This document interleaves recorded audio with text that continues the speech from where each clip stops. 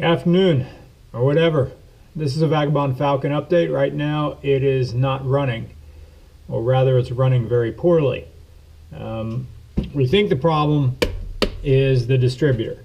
This is a HEI distributor, and it is a no-name job that worked for about a year, and now something's off with the timing or whatever. Fortunately, Summit Racing came through with us. We're going to take this out and put in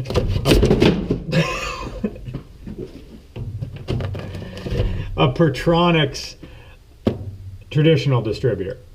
It's not points, this is still electronic, but it's going to have a coil normally. This is being sponsored by Summit Racing, and if you have a small block Ford or small block Chevy, the world is your oyster, because Summit Racing exists and every single part is available. So what I need to do is take out the old distributor and get the new one in and set the timing. The tuning is going to be done by Justin Kramer, and you're going to be able to see a video over at his YouTube channel, which is called Fuel Injection Sucks. He's an expert in small block Chevys and also knows small block Fords. And he's going to set it up. You saw Justin Kramer before. You saw him in some of the videos making commentary. And he also was one of the builders of the Vagabon Falcon. He did welding, and he helped wire, and he's an all-around great guy and a mechanic, and he has his own shop, which we ought to go to his shop sometime. Anyway, stuff from Summit. We got an HEI distributor, Pertronix traditional Igniter 2 distributor, a coil, because of course HEI distributors have their coil on the top. Here's another thing. HEI distributors don't really belong on Windsor blocks. They don't belong on small block Fords.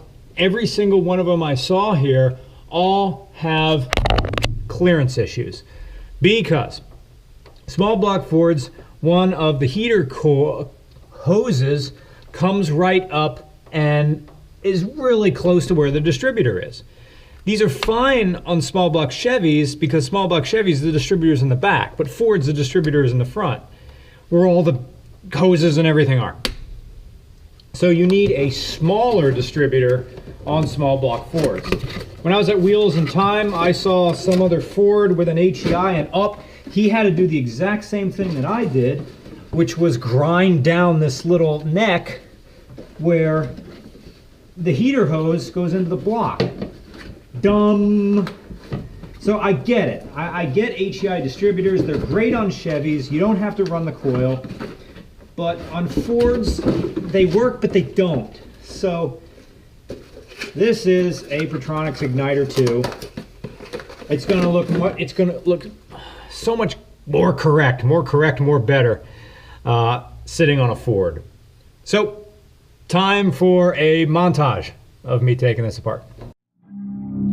Coming up, a look at your local radar. But first, the current local conditions.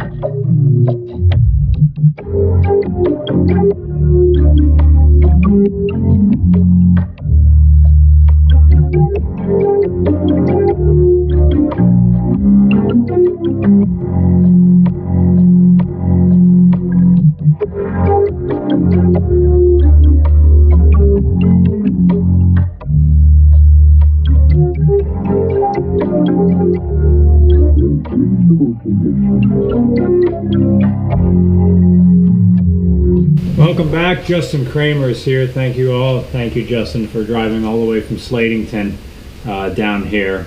Definitely dinner is on me, and anything else you want after this. As with this, I say custom cars, custom problems. So this is the new Pertronix. It is in, and I put it on top dead center, so we're going to find out if the marks on the harmonic balancer really are top dead center. I think Bruce was there when I put him on, so under his guidance it's probably correct. Yeah.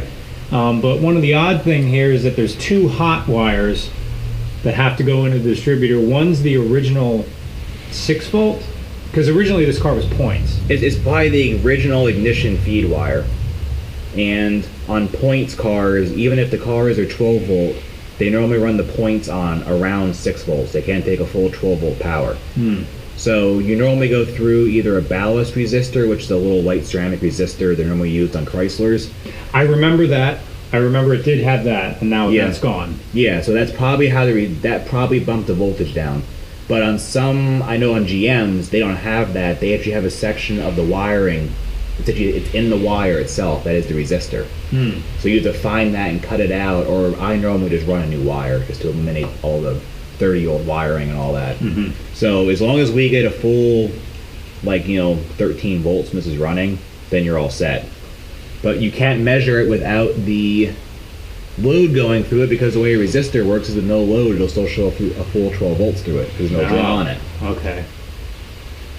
So we're wiring up the coils in now, and we'll come back to you in a little bit.